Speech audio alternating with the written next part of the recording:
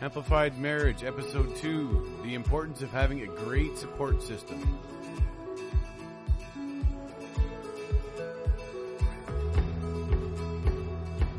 Welcome to another episode of Amplified Marriage. My name is Brian. My name's Natalie. And we are so glad that you decided to join us for this podcast today. Today, we get the joy of talking about friends or foe. Dun, dun, dun. In the marriage. Are the people that are surrounding you friends or are they foes? And so we just want to have a chat and just kind of go through some of the things that we have learned over the years just about what friends are and what are foes. And so we do know this, that marriage is an exclusive type of club. Mm-hmm. It really is a two-person arrangement. It's about two people. When you leave and cleave, you leave out all other parties. And that's why you sometimes hear in the wedding vows, the old wedding vows, maybe not so modern today, the phrase, forsaking all others. You may not hear that very often now, but boundaries in marriages are meant to create a safe place for the soul, a safe place for the heart, a safe place for the mistakes, a safe place for the life of the marriage, the life of the person. I had a pastor that used to say to me back in the old days, he said, Brian, your wife was given to you by God. It's your job to give them back to God better than when you got her. That's and awesome. So I want to make sure that I do my best to create a safe place for her. And that's kind of the plumb line that you've sort of established in our marriage, because you over the years have kept going back to that phrase. Yeah. A sort of like a guideline.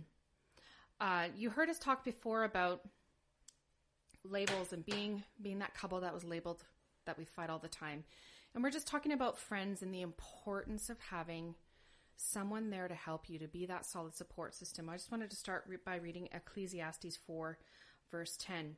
It says, "If anyone falls down, his friend can help him up, but pity the man who falls and has no one to help him up." And I know that's kind of like a marriagey, or we've heard it as like a marriage scripture.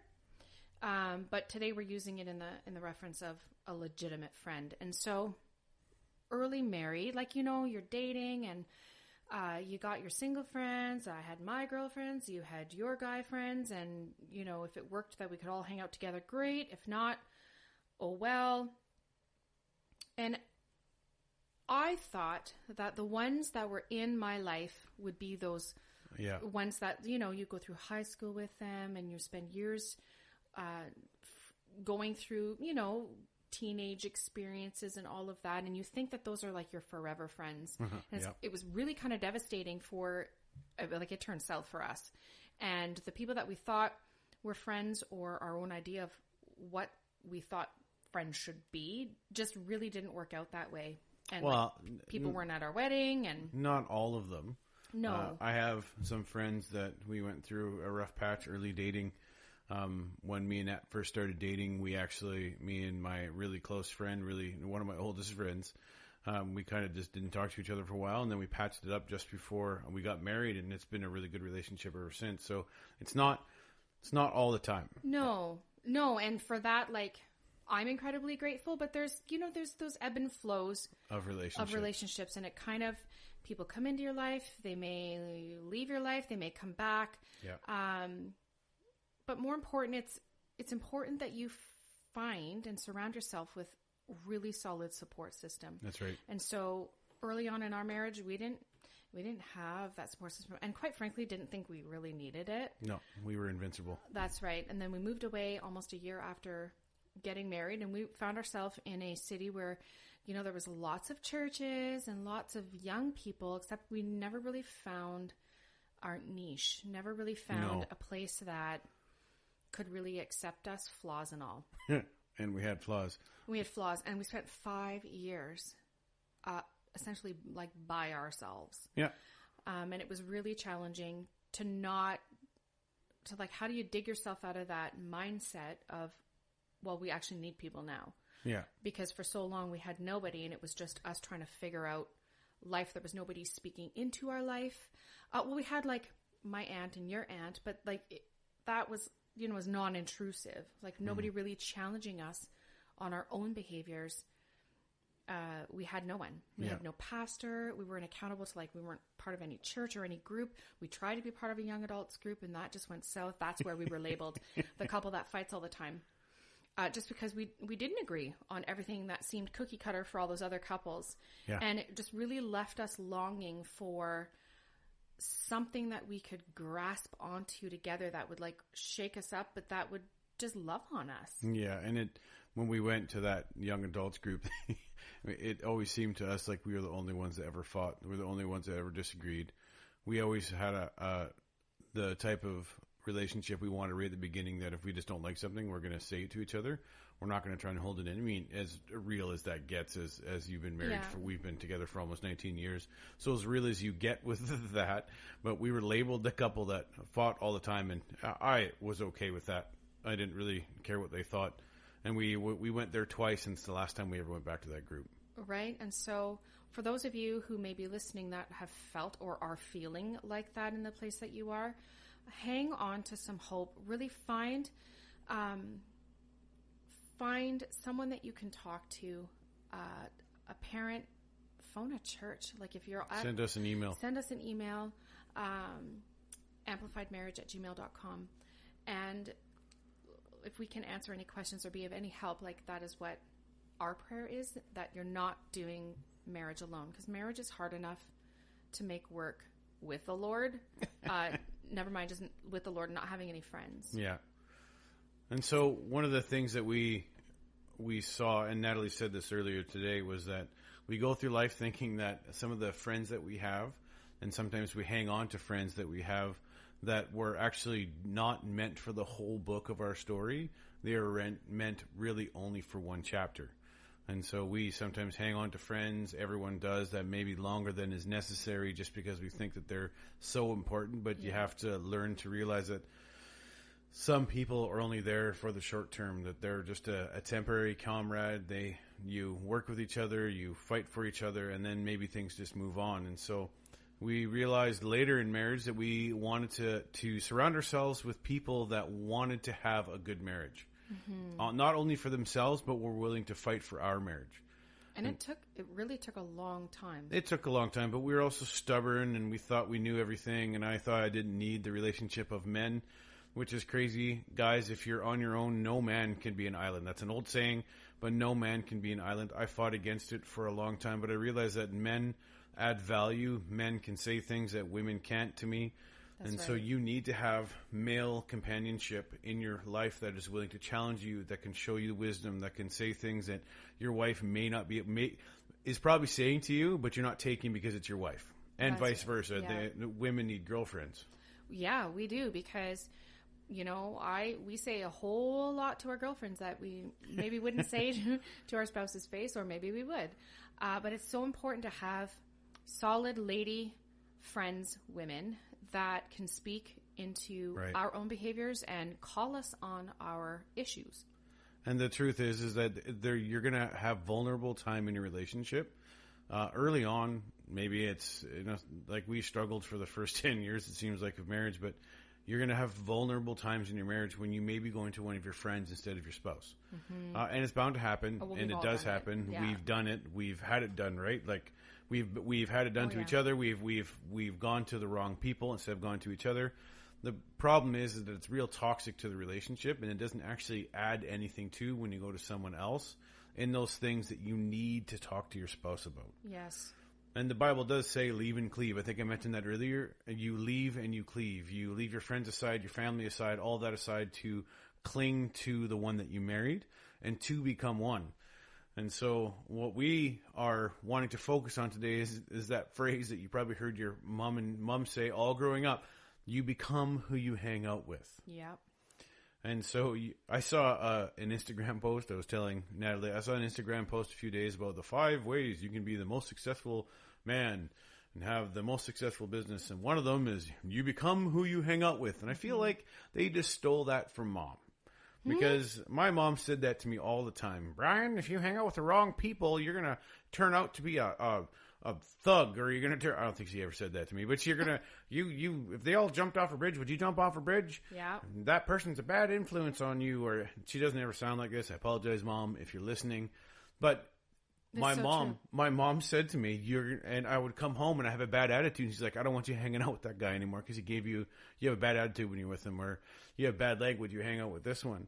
You become who you hang out with. And it's so unbelievably important in a relationship to find people that are going to challenge you in the proper, healthy manner.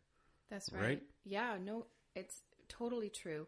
And, when your parent is telling you that, you think like, what do they know? Oh, I know better. There's some real solid truth to that you do become who you hang out with. As iron sharpens iron. I mean, it can be in a positive way or it can be in a negative way. And I just think of one situation where I had a friend, we were well into our marriage. This is probably about the 12-year mark.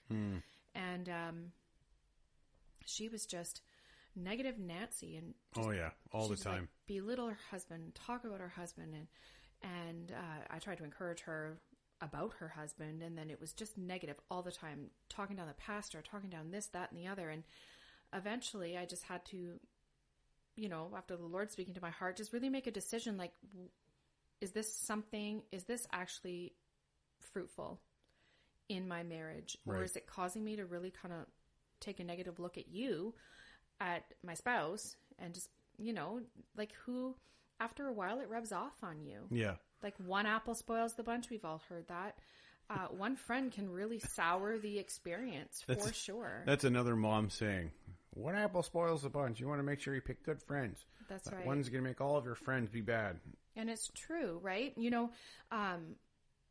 My personality is skeptical of everyone. So I people watch a lot. And part of my process of sort of determining friend or foe is paying attention to how they are with other people. That's right. How they are, like, especially if they're single, or for me, looking at, ladies that I want in my life. If they're married, if they're talking, how are they talking about their spouse? How are they talking about their leaders?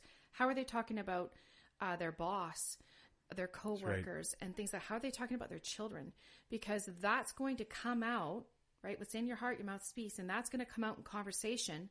Yeah. And the more that you associate with people that just really have a downer look on everything, it's going to affect you, and it's going to start rubbing off on you, and then that's going to be your outlook, and it's so subtle when that happens. Well, and negative attracts negative.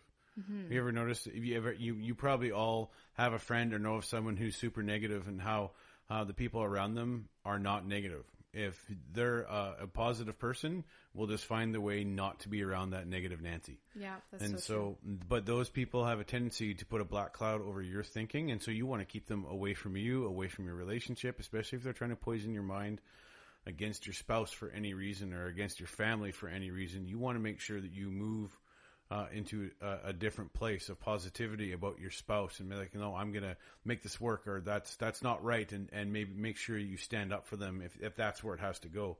Yeah. And so it's one of the things is that you have to realize that early in your relationship, when you start dating, Natalie and I started dating, things change.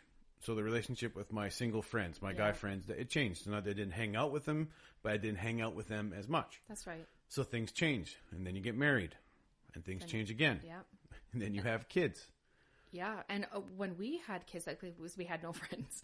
But when we had kids, the friends that we had weren't even married. And so it was just a whole different dynamic. We were in different books. They're like, hey, let's go out to a movie at 11 o'clock. We're like, can't. My kids are sleeping. Yeah. And we were doggone exhausted all the time. We had a colicky baby. And you worked all the time. And so they just did not understand. They thought we were making it up to have an excuse not to hang out with them. And I'm sure we used that.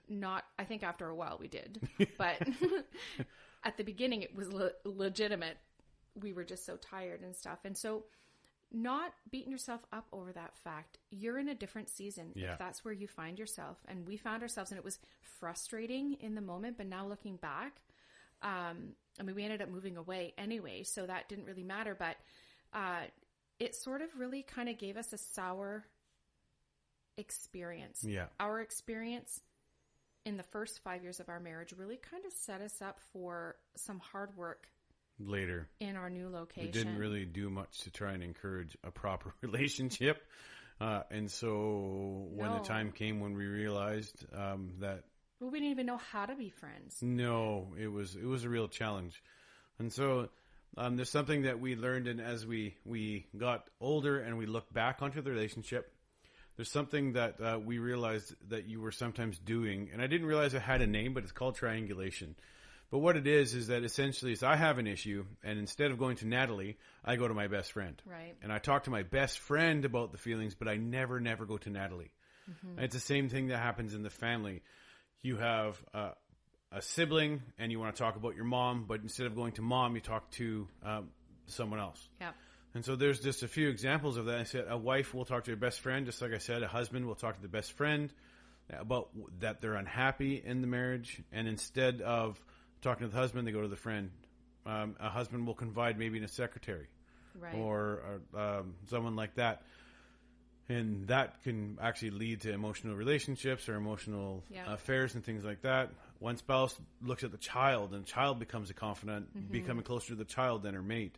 You really, really, really have to focus on your spouse at all times. and what needs, like really coming down to the root of what needs are not being met. That's right. So why am I going to my friend and not my spouse? Why am I going to my family member and not my spouse? Why am I, paying attention more to the family pet than I am to my spouse? Yeah. Or what am I seeking that I'm not feeling like I'm getting from my spouse? Which kind of goes back to episode 1 where we talked about unmet expectations. Yeah. You're not communicating your expectations. You haven't agreed upon your expectations. That's right. Because you're going to someone else. And so how is the other person supposed to know that, hey, my need's not being met in this? Yeah. Like just simple communication about the garbage, and I'm going to my best friend Yeah. to talk about how she didn't do her job cleaning the dishes or what she agreed to, Yeah. and never dealing with the actual issue. And so that happens actually quite a lot in relationships. And what actually happens is that actually it destroys the trust in the relationship, because that person looks at you as someone who's a place of safety, and instead of going to them when you had an issue, you went somewhere else. And so it actually fractures that union that you have between That's each right. other. And it paints your spouse in not a very nice way when you're dealing with, if I'm going to a friend and always talking about how awful you are, then when that friend is looking at you, they're looking at you through that lens. Having that support is so important, but making sure that the support is encouraging and the support is not afraid to walk through those tough times with us and really Challenge you, right? And so I think sometimes people are so afraid of speaking the truth in love because they're afraid of losing the friendship or whatever. But I would rather someone be honest about, hey, I hear you talking about your spouse in this way. Have you had a chance to kind of look at how you're approaching the situation or the tone of voice? And we're going to get into that in another podcast, the power of words. But really, I cherish the friends that we've made along the way that really have invested jewels into our marriage and really taken the time to get to know us, because we were fractured. We really were coming to a new city. We knew no one. We thought we were super friendly and were not. open. Apparently we weren't. But it just made for a really long road. And like Rome wasn't built in a day, good friendships are not built in a day. And it takes going through things together. Yeah. And I'm so grateful that we are at that place of almost 19 years married where we can say we really have those lifelong friends. Yeah. And we want to say this. I've often said to parents, to be a good parent takes a lot of work. To be a bad parent, you can just sit on the couch and do whatever you want. And you're not really doing much work. To be a good husband, to be a good wife, to be a married couple takes a lot of work. Yeah, it takes 100% from both sides. And, early on in our marriage, or maybe it was even in marriage counseling, it was like, it requires 50-50 for you to, equal 100%. No. 50-50 is what divorce requires of you, where you split the assets 50-50. Yeah. Having a good marriage takes 100% of the effort on my part and 100% of the effort on your part. That's right. So we want to leave you with this. When it comes to your marriage, You want to surround yourself with people who want themselves to have a good marriage and are going to challenge you to have a good marriage, not being surrounded by people who are unwilling to work for it. That's right. You want to be around people that are willing to work the hardest they possibly can to make their marriage work. And so that's what we want to leave you with today. And Go ahead. Sorry, Hen. And it's also just kind of one little last snippet that when you're looking at and evaluating the people that are in your life that are speaking whatever it is that they might be speaking to your life, just kind of one nugget I want to leave you with is the ones that gossip about other people to you will be the same ones to gossip about you to others. And so really be careful who you allow in your inner circle in that regard. Really pay attention and don't settle. That's right. Just for the sake of having someone there. That's right. So you want to be surrounded by people that are willing to work their relationship and push you to work yours. Find cheerleaders. Find cheerleaders. Thank you so much for joining us today. If you have any questions, if you want to reach out, if you want us to have a different question answered on this podcast and you'd like us to talk about it, please email at us at amplifiedmarriage@gmail.com. We'd love to hear from you. And you're going to see below this an opportunity to like and subscribe to this podcast. Again, thank you so much for joining us. We'll see you next time.